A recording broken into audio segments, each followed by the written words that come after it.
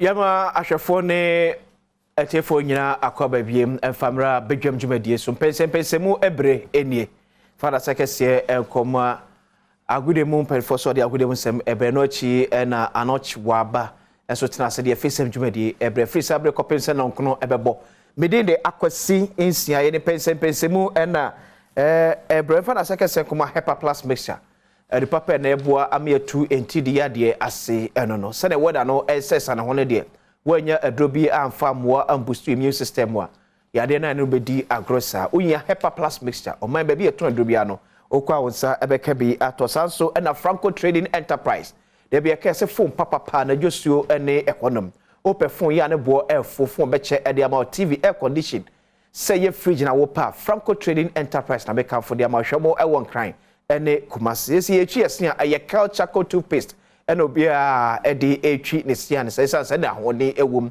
ene boa ayi usia se ene mbia mo onum etibito so tekrema so ye kama pa supermarket bia be ko bia so pe culture toothpaste eno ene be boa da bia maka cho se oko hospital doctor san aseji tum se omoja so atia mojedura ohia eye city blood tonic pe bi nanom namwa na ensho ni padwam ma enyo ni padwam kama pa emfa ema happy birthday enko emfa ma minister for fisheries you on the acting as minister for food and agriculture honorable Mavis Hawa Kumsen nyame enhira obatampa na onyo kese kopemse obeye kese pa from the entire Badwam team you see every show happy birthday obatampa Hawa Kumsen so na happy birthday so enko enfama akwasi jemfi general manager Edema Time FM oboase GM happy birthday and so enko emfa emma opasa so na nu na abna pokua hwenedi na woda o se odamu nyina mo ase mu amoche na de na doyese odamu nyina mo ase panyame enhira mu nyina no nyom nyina kese kopemse obe kese pa bejafo atrase ba bedi enkomo Alfred Thompson, a member of the NPP National Communications Team. Sanso ena Koku Boahe and so a former Deputy National Communications Officer ma NDC Amanyoku. Ese komode ba kwa eho no me enura nhyem de kese ekoso NPP Amanyoku mu wo Alisa Hotel NEC Council of Elders meeting. Se party ne kwa hye eda on meye presidential and parliamentary primaries. Eno mu pemu bia so amanbo kiremu a entimi ensipo amfama pantiti akasai party entimi si ginaye potential da o meye presidential and parliamentary primaries party for we shall see enyu ho se omonye nentem na party entimi hu omonim kan especially for 2024 elections after ba ho de emna Adom hu wache pa won hwehwe mi se sesi ade won se nyama ekoyi amon enti why fresh boy to say minia edubu ahin won say why fresh ofi national executive no modi why fresh fine enti won say no ho atono enti ebeda nyame ase at least ma sorry dey na che say nkwan wo ho ye dey yes kwakwache ye me ho ye pa party bo ho dey o nyame adawoma kwa me je kakra fe no mabam start Monday enti say dey abayin fu gear I dey ba be adwuma dey aboa na o start ni ye nso John Dramani Mahama say na advocate say no contest ye ho adwuma across the country there mo advocate say yem person obi a be say ni sika no aba be contest ye sika dey enwuma bebre democracy nti ka ono ne the face obi a yesu frese omra meta kunya no 20 yaguso aye organize ye ho a enti bia no mo bete yanka say de be ya asumdwe beba ne nyina ho atoye ne adi nkonim 2024 de obi a rewe ne say be di nkonim 2024 kwako mo ye ni such a way say obi a owo trimopo because for now mo ye ni mo Dr. Kwabenadufo Kojo Bonsu ono so fa kofa ya tse Kojo Bonsu kwa ne bebos kra wo kom Kwabenadufo so posters antini ya kasa mo na so no makokasa se omo dra na se da ye ruari around papa no se de be ya Mapani John Dramani Mahama na ni mo nyam ne do tema badaye woni mo no ya party mpanifo ni bia o ma adwete nkom beba no mo nyina be dia atum no be support no beta na chi na wedding queen because on any assured better obetumi agetumi amaye at this particular moment. Movie enko family na se po bi ama. Debbie. Yeah, part back. Say na maye no be different. Debbie. The bien we be see. Me fa kunyo tamentiano o ma no ne enti obeba. Na me fa me dra sum dwona ne dwomadi nso awodi nso ya me ntonsu mu so one na yere. Any party mpanimfo a ono omko ye nyina. So advocate for no contest for Jomama. That's right. Led by Kwaku Anthony Kwaku Bua. Former chemistry teacher. That's right. I'm for now. I'm for here. I'm for senior high school. I'm for senior. I can book you my second coup d'etat. Anna former National Inspectorate Board Inspector. Okay. NPP for you, Medi. No GS. I'm transfer by the make up 2018. Into transfer just office credit. So you are going to set up. Reason you know my friend, you know. I'm friend office catch them. Yeah. So me TV so me trouble. Me trouble. Into concept up. I'm person be who anyone one cry. It mean copy it. It you post na one. You post na one. No resign. Na indi se mo ye the essence ah. Tolong to me post you because tolong me wa tolong obi anim ho. Omutimo de na me lawyer throw mo omuti be e ho na. Now we so lawyer babe. Now what can book no second coup d'etat. Lawyer we dem me ko to NPP ni bi o mo frame me no NPP ni no ko ka kire director general na say Kwaku wa he nipa. Okay. Dan na mo yesa na mo set president ato. Da cho mo so be ba power no. You go for your doctor, your nurse, you hwan you wan hwa baby e be ma so akoto no. Enti omunyai. Okay. Na director na ka so ke mu na me ntro letter na nobody card first letter. Me ntro letter na say omunyai. Afi ye tro letter the command was me friend na me hwa na me nya information so say there be and say kura mu no so. Enti o mo te hwa na me nko. What actual letter? That's so. Abeja. Me to o mu fu o mo duma. Who say abebe say ye be didi. Alfred. So I can book my second question. Yeah. So we pa or tie. Yeah. So we say why first school. Any parliament school. Wow. And I say obey second one. Was my do one him was a mundi kind no mkoye sa second school. No be an contest no. First one in parliament omoji your friend say Haruna Idris money ade any fee ho no. Coup d'etat. How? Now say obiti egwaso na onwie in the term.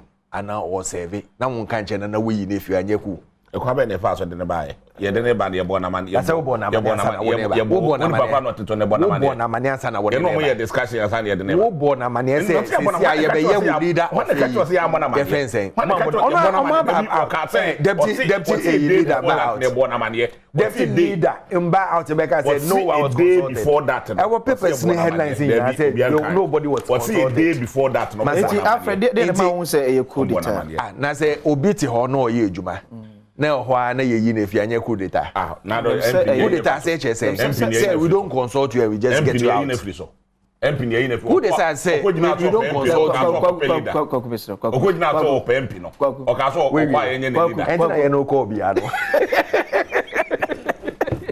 entina ye no ko bia usumai entina ye no ko bia eno na council of elders meeting esumo ntimi ensipo on na me ye ma asem no go second coup d'etat no no starting ono na yasma ne zo ngo ye ma omo enti no pese me kasa no second coup d'etat no ono na yasma no o start wo bia bia no pese obeko no ono ko start wo no dia afema ba ye friend say eva bio na obefa no ma fa asante regia na wo dia ban na we move it to west we omuzuban that's the second coup d'etat omuzuban no enra yeah National Executive Council, like they usually do, consultation.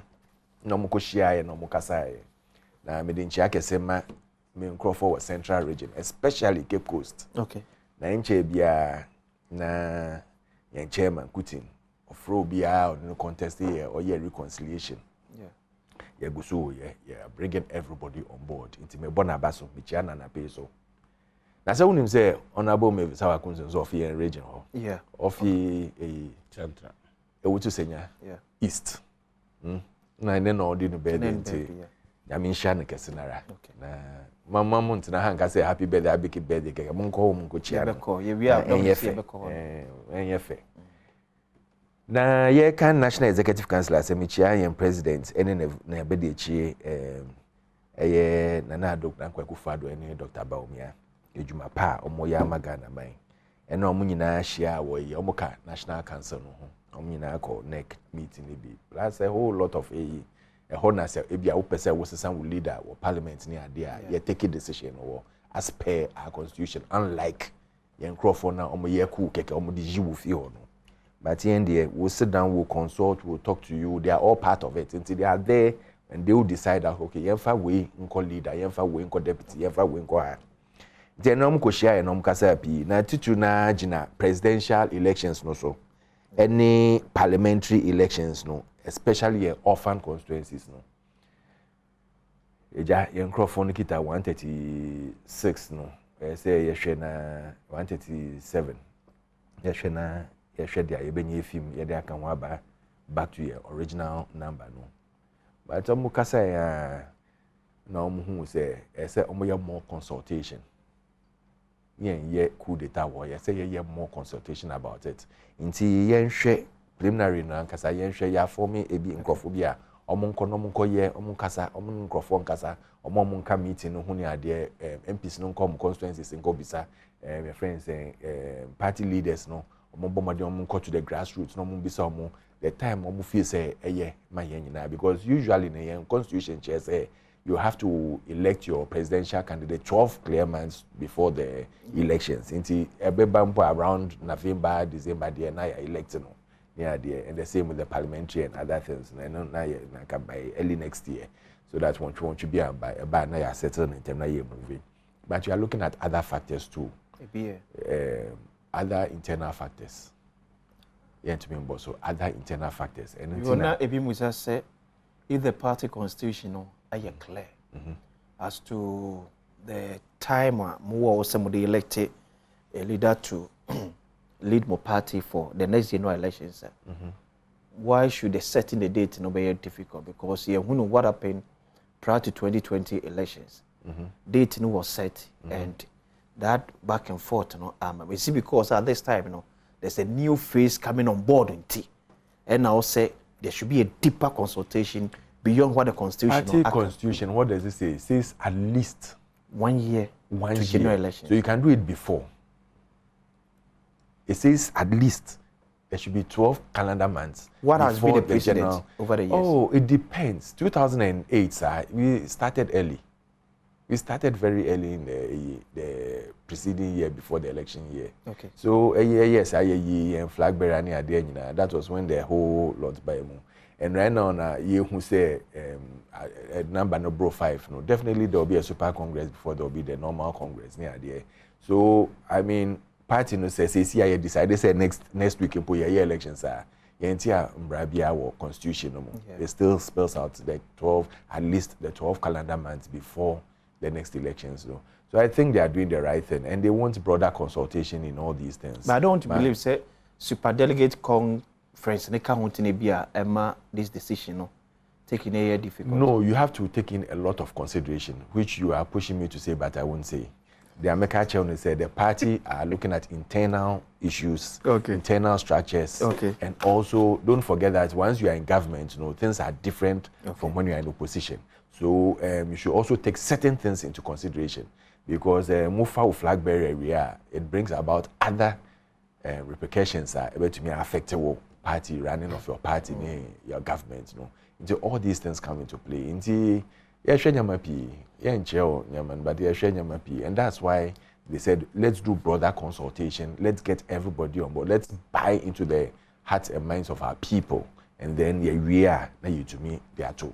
NEC and definitely, there will be a decision at the next meeting. Commander Japan has already given a signal that the party at this time should get the date for more primaries, no right. He's also a candidate, so yes, he will definitely seek his interest like any other candidate, and it's justified. I mean, once you are fighting to say definitely all election so also be pushing for certain strengths so that will favor him. So call for Marina chairman. I did the same thing. But at the end of it, the party has its ways and means of doing things. And they will do things to favor the party, but not one individual. And that is why I stated say at least yen open, yen broader, yen obian baby. Say the whole party Jitum said this is the way we are going.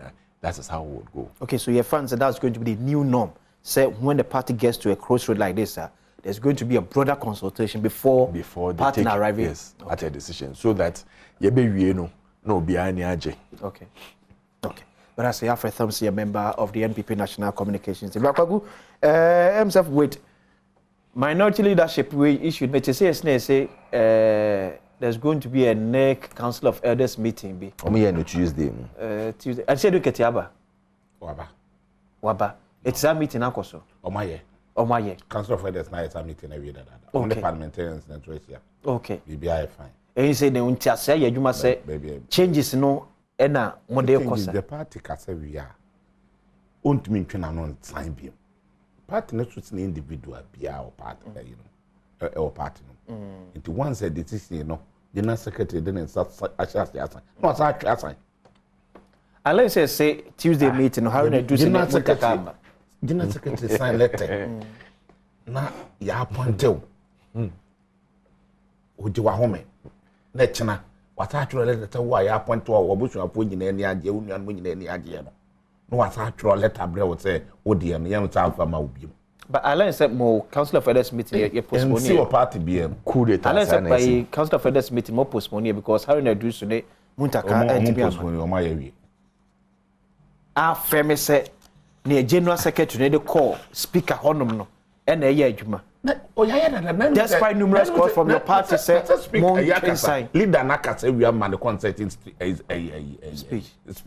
Okay. And I want a press conference or Parliament 20. Okay. One in the new leader. What's no year before, 1 year after? Debbie, why you accept responsibility? No. That was before the elders, before the party elders letter of the buy. Okay, Kwaku, Mami Ridi Adue 2 minutes ago on City Newsroom. NDC reschedules meeting with minority caucus to February 6th. The hierarchy of the National Democratic Congress has moved the meeting with 8 members in Parliament, following a change in leadership on the minority side in Parliament. The meeting was earlier slated for January 31, 2023, but could not come off on the said date. It has now been rescheduled to Monday, February 6, 2023 in Parliament. The time is 2 p.m. at the choice of the minority caucus. There was, this was contained in a letter signed by the General Secretary. Monday, the Council of Elders is here. Now, as a Mpensenpensemu so is here our Parliament here. Meeting, but na bebre wo mo constituency. Okay. And into no me say ade e be cha mo a resume parliament here. Okay. No my meeting. It on be resume parliament here Tuesday on the 7th. Yeah. 2020. On boy charter no bia ba be drone kan. By 6 no. By 6 no bia won kan. Okay. Omo de letters ya mo bi omo afro bia anzo ayede. Okay. Aka say the be ya on the 7th na be start here. Na new leader no. Go be ba no. Na what in the front row. Okay. No, next and who can there? Council of Elders ne MPs meeting and you're only going to affirm. Yes, you're so Lieutenant General Edebaya, not a general press conference now. Omo kwa akachire wo mo akochechire mu di so take that decision. That decision cannot be reversed because MPs need to make changes that decision. It affect more party in come 2024. Debbie. Tamale as one say for near breeding Debbie. Nothing the central region for 20 baby. Saying Western region for any baby. What check your vote of margin from these regions? What can vote and what can Western and Central region vote abum? How can vote at the end to abum? Traino. Who can boom and vote to our nephew? As against a major Ashanti region, yeah, more one of the safest seats, as one say. Yes, sir. How many vote? How many seats in one Ashanti region? 3 seats, yeah. You're 4, baby. 3. Your 4 seat. There was one say you Jura, your Drobonto, and the old new to be at. Okay, when you had 3 count. You know 1 count. So there was 3. Yeah. Muntaka will be and will be taking the fact that he's a fantastic person, was not a region. The contribution, you cannot quantify it. But you know, I penasem. But once a party are Casano, Kokuba, who am I? Won't me better, whom am I? I make a case there be party a consenting. And the party to be put to decide the you remember. Now why your brother consultation? Go on, that's a first consultation. Party no he's not bound to consult you and say no you particular decision. They are bound. Why you know? They are human beings. They are bound. No, they are bound. Any baby asa. Party no, and we in the leaders. Okay. And na ade change. We in the leaders here. We almost so them one. About mama there. Leader no to you know. About na man there say you. When you to make the wife when say. Maybe you want to open another open. Yeah, that's our baby. And tell you, Uncle Buta and tell me you open it to another member. My cat will tell me you. But the full rubber. Okay. And one of them is partner. And no more year a day before our more project. No more other would a national team of Becca say, born a man here. I don't know to crack. Or one of the statements say, born a man a day before. Okay. And today, brother consultation be. And one time, in Tonko Parliament, no near peace, near Nankucha, near Twaba, near Catawanda Pe, says, I know you don't more than the time. But Haruna, so far on Kasai. Yes, he's a gentleman, he's a fantastic. And then, yo, it will young confirm say, and you're born a money, and I say, I'm one of money. And then, yeah, and I mean, yes, you're crafted to see a crowd. See a castle and tank of fun, a year one cabe. When yet, because Ninia any out of forcing, when an eye, Juma, and now, in moral sense, on young. Okay. Dear Bruno, ye we ya can say, okay, ye beto yaba. Me pie bonne say, Mutakani, umbu focus on a more constituencies, no. Yet to me, this I can be 2-3 weeks, no more copy common phones. No more ready around almost supporters. No more to me more or not, ye mini problems because we need them in parliament. Okay. Said the bear or to bet to me. But I saw my memoir the end to heavy. He's hard to see because a topic issue. And no say omako akosia and na metie honorable Eugene entry was say MPs no in the proposal yon kusia financial executive committee no de to man mu say emre ni ho emre ankasa nya dey eni ho and this is the first time omo benya new presidential candidate from 17 years ni once na do akọ Bebre. Into 10 yes, it's about 17 years. This is the first time Omoba benye new presidential candidate here. Omodeno beye day.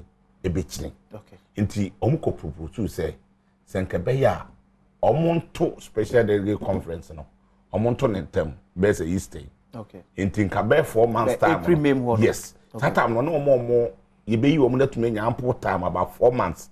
No mo de akọ Ghana ha nyina akọ campaign na by September no oma ye day ato omo to no mato the president e ni nyina ye day parliamentary ni nyina president and parliamentary ni nyina abom said ye be ya omo ho nso be hen ha omo ana omo ko meeting no omo se e fa se omo mpene me dem te ye ne se say ba omo yankofo ne so omo mpene ana me te ye say ba omo yankofo be ne ko meeting o se onum se ala MPs de o kata we ya ala MP wa be kan Adom MPs no was it a collective a collective decision on the call fake when the meeting no say MPs in the question am question council for you okay and am also the call question council for you national council meeting yes and am the call you know am the call national council meeting and am anwie so dem be partner but am champion for early congress no ya ala MPs no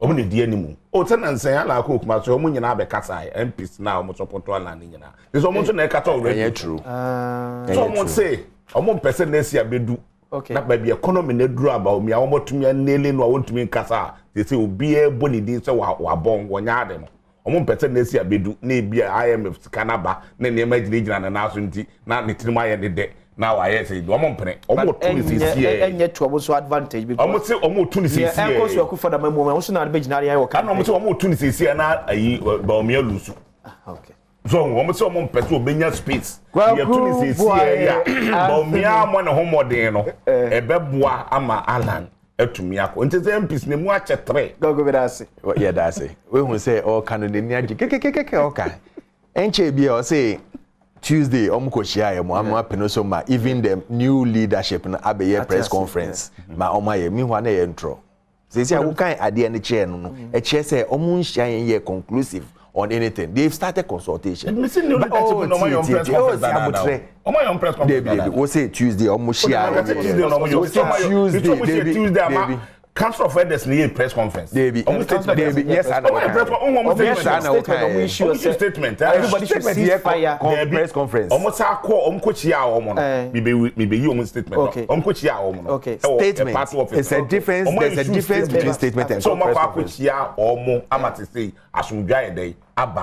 are on the right path. Omuguso and no my head. But Oman conclude. Conclude. Someone conclude. You might take the Tom Cockwood be manate. That's how much is it? But we're not there. And the Council of Elders never has a meeting. We need a party leadership, a general secretary, the chairman, and then the MPs. Nikushi and Omako catch that almost say. This is what tiki. Yes. Okay. Baby, that is not the truth. Or try and draw. To say what you're trying to draw. Yeah. Or person sana no. Or try and draw. It's here can Ukraine. When Ukraine say the two play mobile. We started. Oh, mama, quickly. Well, Tuesday on share. And they told them say the way they went about this whole coup d'etat and you're right. Okay. Both parties are not happy. We how many catch the Council of Elders? Council of Elders now on the way. Now if you say the because or MPR catch or say yeah what 3 divisions. But I'm radio 3 divisions. Let me tell radio to okay FM. Yes, I want. Or kata you no kata. Yes, I want. I'm a man put to me can say or to me do traffic na we gina na wa dark and cry because Ghana here dey amano. You have wo hwe no na wa fresh. It is na so by into ya chair. 30 seconds. Into 30 seconds no. When they've seen said they are new executives here. It's totally unacceptable. Yeah, will be say you have leadership. This is the first time in parliament opposition leadership here. This is the first time, and in this radical manner, with no consultation. Listen, the party 77 of the MP say they are not in acceptance of this. 77. In 60 say no, they support it. And it tells you, say, the division is great. I mean, those who are not accepting it, including their former attorney general. But I wish them well, because it's good for all of us. Say, coming events in there, say they cast their shadow. And yes, they don't do consultation. They don't care about anyone. They think when they take the decision, it's final, and they can't be bothered about Ghanaians. That's what they are showing us. No within themselves. But just to conclude on our NEC now, let me tell him something. He shouldn't come and throw dust in people's eye. Obian can win, Obian can say. What we are saying is there should be broader consultation.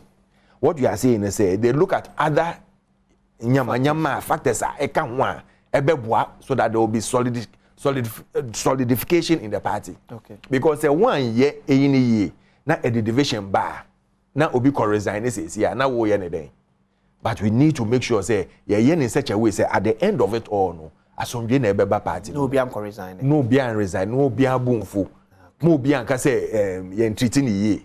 That is why you listen to everybody, and then you send the national executives, the new national executives out to do their homework. You send your MPs out, you send the party leadership out, and the MPs near there no say omo consultation. They come back and then we take a final decision. By that time no be at no say because obia is all lobby be lobby. Now we make sure say at the end of it all no party has been never bad. I can tell you, to say Monsieur Kano, say this year no, it's going to be rocky a bit, but it's going to start sailing well. Now at the end of it, Ghanaians be who say to say Musi Nanado Dankwe Kufado Kaino say we know how to bring the economy back, but we don't know how to bring dead people back. No, we'll bring this economy back. Alfred, I started from so good for oil deal. Minority call for say buy and suspend it. Sir and Shena and family machine because one international transaction. Yeah, also Parliament any ADH near who the nitty-gritty of the whole butter trade system near the AJ oil from United Arab Emirates. Has minority ever asked for anything good before? Omudia da everything ayebe ya efe esui no. They see it as let's oppose it. When they were in government, they didn't realize this is good for oil and a good deal. Good, I turned the parliament and say cotton good. Foreign nation, ya good, me parliament before we get approval. Oil, I ton, ye cotton, ye could parliament before we go and buy the oil. What are they talking about? What are they talking about? We have gold.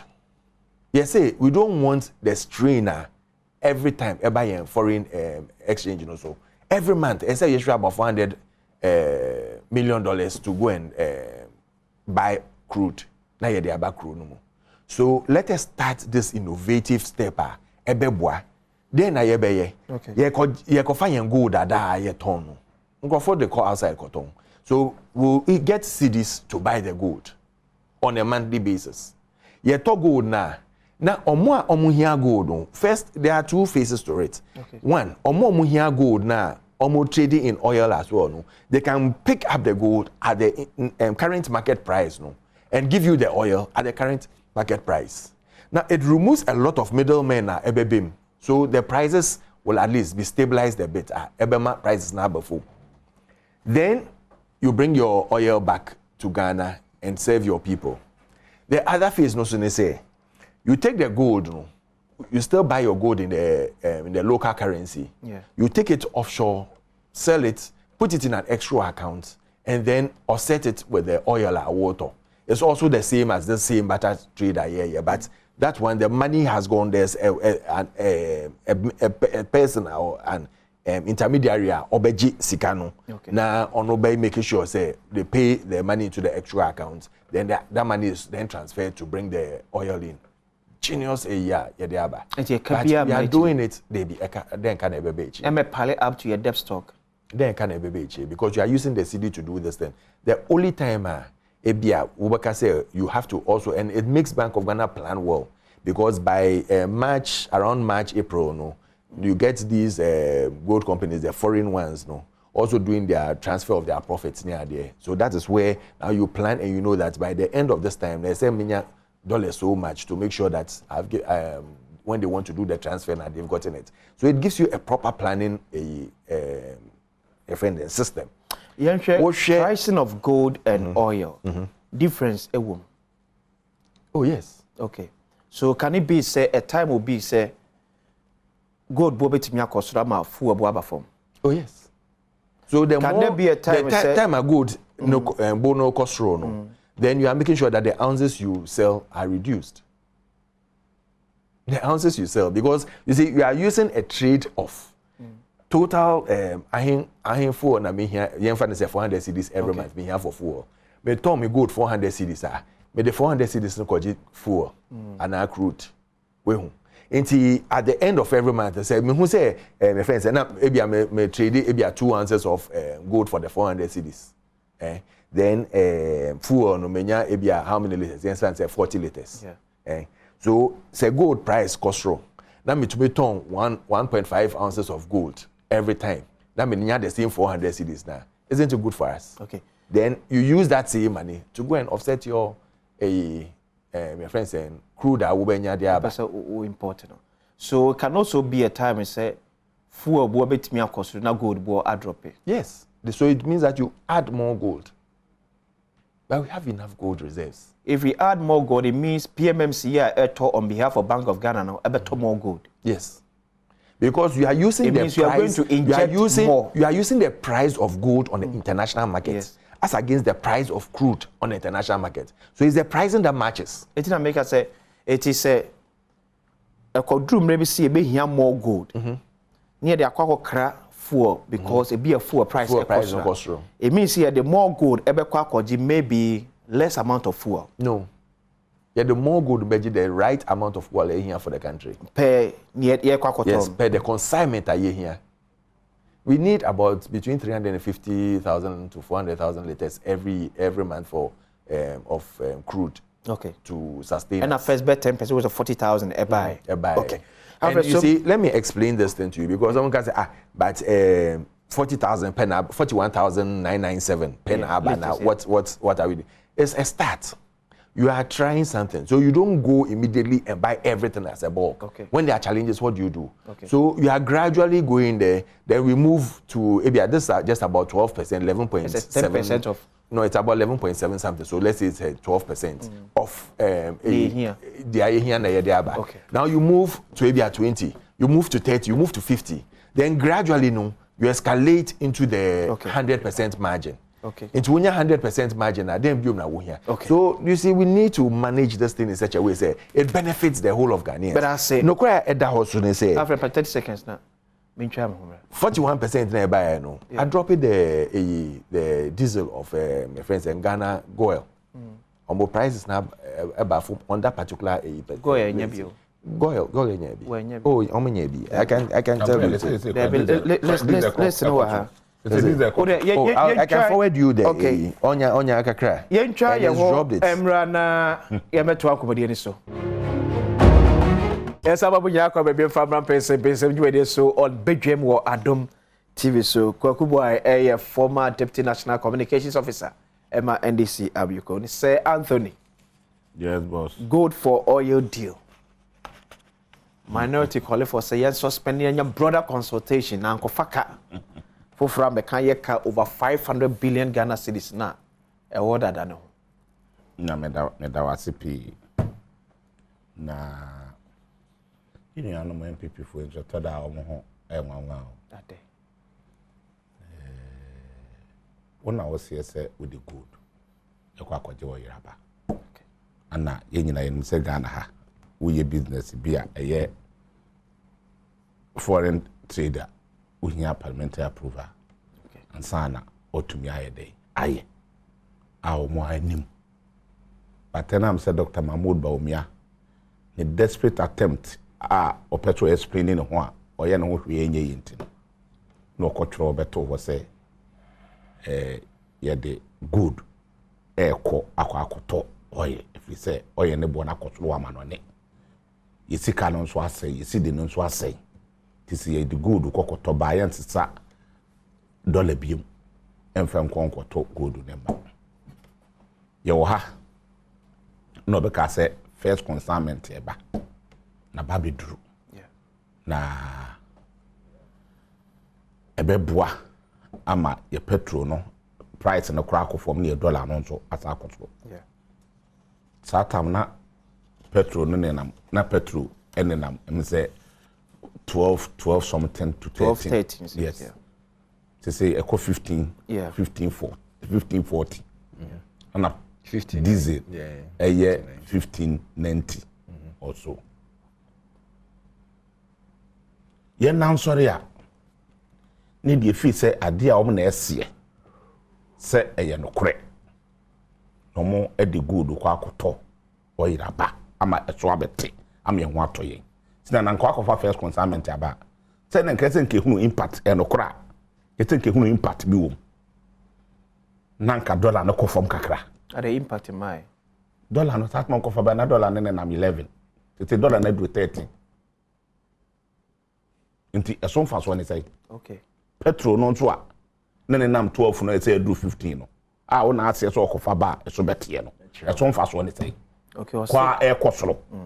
Also, I now sorry, Mammy, and I that's what Deputy Minister for Energy. Yeah.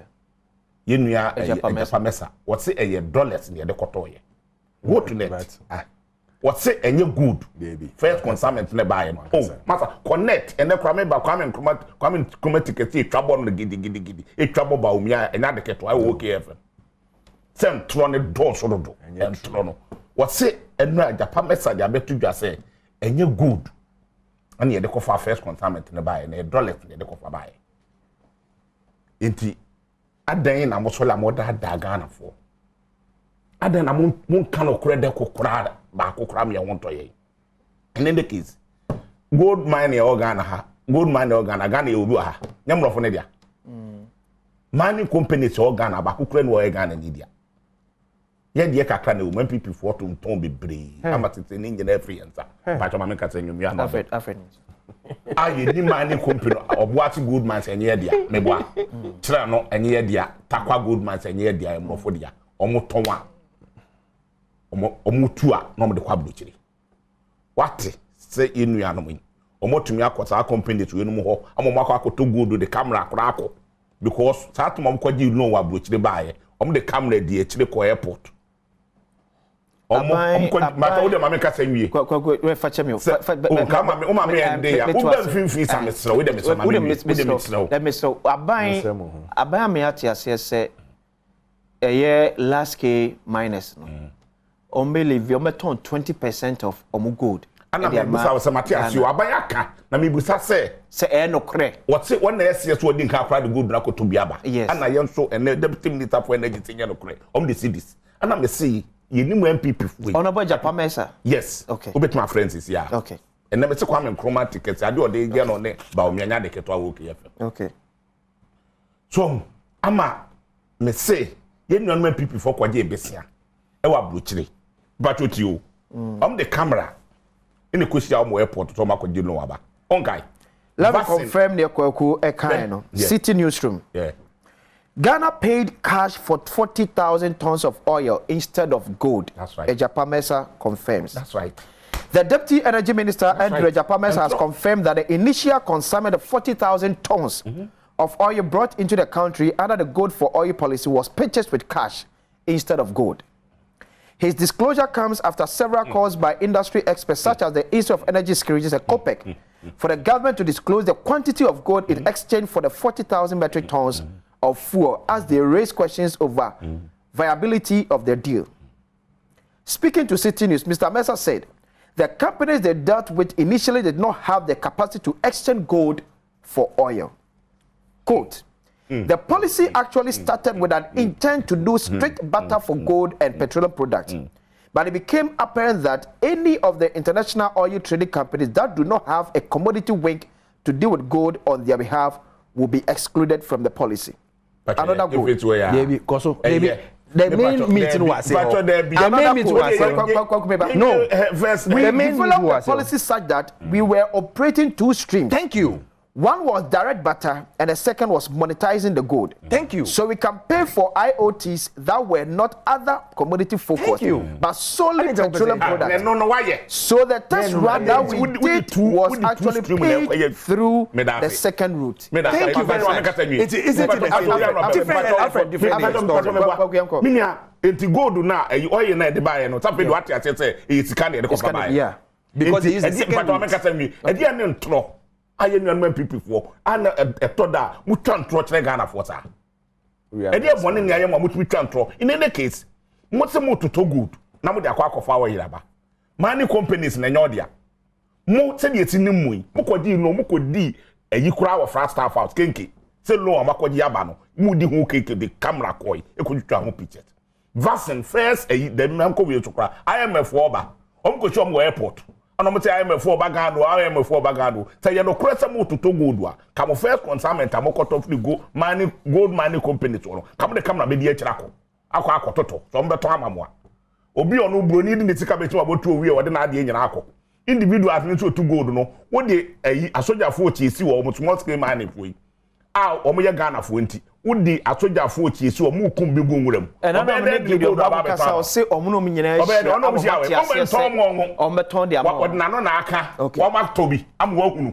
eyentro enti media make can say baby o man na duro no omo da so da ye na wodi fufuo no o me na okoda ade etwe won se yem fienta nto wem ebuka ne timu a wote buoi why say eyensusu papa ensusu gold e kwa akoto oil masa na gold no se nka obi na ade koto a ana wo company ni bi wa na wa wutu gold ni bi ana wie wote sa gold no na wode kwa akoto de ankeye na gold no wo bi omo a individual so ba beton gold amount gina wo nyini so beton de amount no wakoto bi am yehu we mu nso MPP ni okata hwesoro no anhwe fomo a enu ntina beginning ba omi abetwa ntro so omo de gold akoto bi aba yate wo mo to se enye no kore untumi fa gold nkoto bi if the gold no ni bi na omo di sika akoto ye na everything kwanya gold ni bia konfa gold no nkoto eyem tro ntina ama dollar no te adwane no enu ntina ma ti di ni nyina adwane no enu ntina ama petrol ni diesel nyina ekoso lo ta no e se because we no omo ni solution ma Ghana omo da tole no bi me ya no ma be ka de omo pe ba bi o man na duro no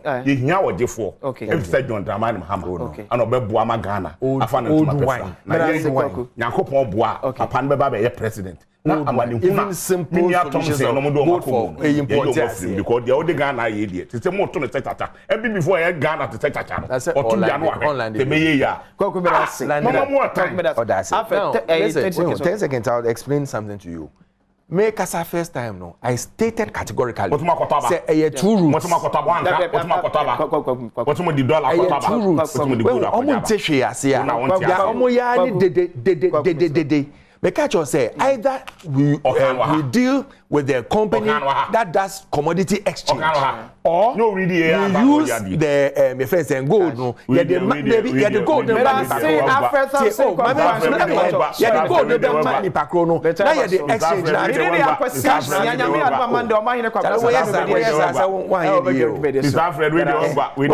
we say